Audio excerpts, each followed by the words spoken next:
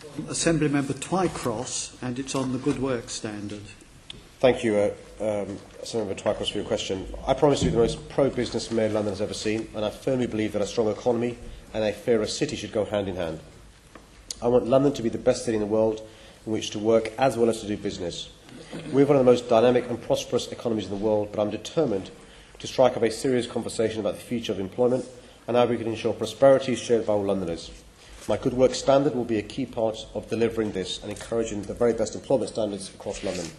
On the 4th of July, I launched a call for evidence to ask businesses and other employers to advise me on what they think should be included and promoted through the Good Work standard. With fair pay and the London living wage at its heart, my Good Work standard will seek to tackle the low pay and poor employment practices that sadly still exist in some workplaces, while supporting employers to adopt best practice and achieve high standards in areas such as flexible working, diversity and inclusion, apprenticeships and training, and employee voice.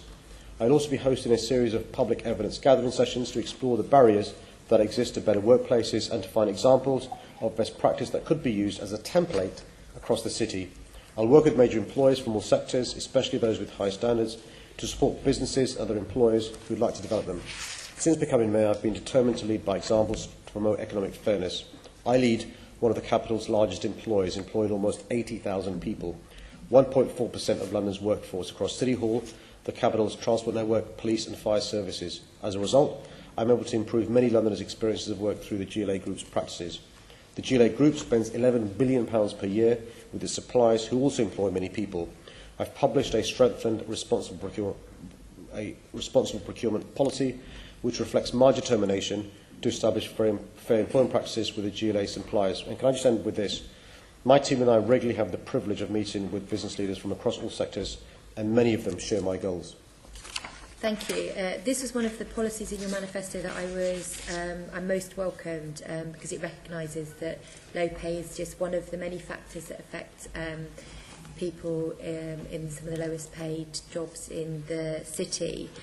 And I wondered how it would work for the people that have been dealt with in quite a lot of the Taylor Review, for those people who are currently defined as self-employed, but actually who many of us would describe as being in bogus self-employment, and how you'll address that particular issue through the Good Work standard. Well, what we need is, in relation to those who work in the gig economy, for the government to amend by primary legislation the rights they have. At the moment, it requires an Act of Parliament or legislation from Westminster, and so we've got to recognise the limited powers we have here in City Hall.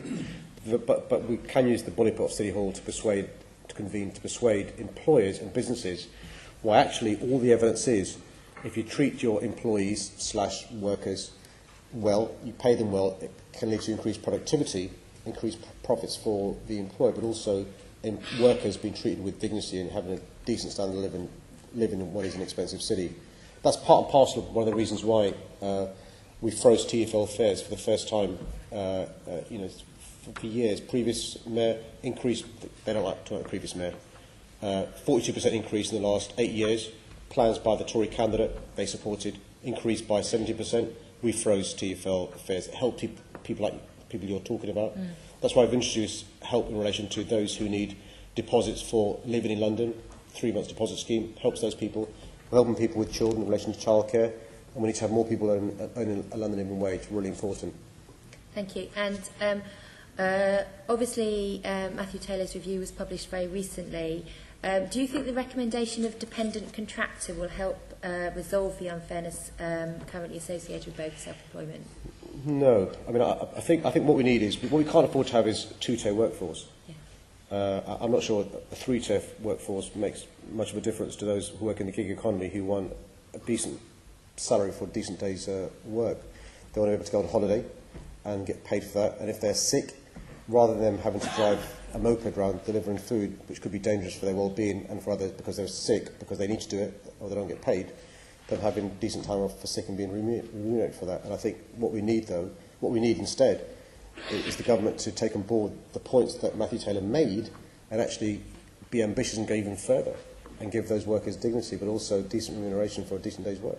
And will you be lobbying government to that effect? Because I agree with you on the new proposed status. Absolutely. I mean, I meet regularly with the government and lobbying them on a whole host of issues. One of them is actually, look, I want to be the most pro-business mayor London's ever seen. At the same time, London's got to be a good place for you to work. And by the way, they're not mutually exclusive. Somebody who treats their employees with dignity, gives them a decent salary, invests in their training, gives them time off for holidays, gives them time off when they're sick or for family emergencies, that person is more productive. They have a better standard to live in, but also the employer benefits from increased productivity. Thank you.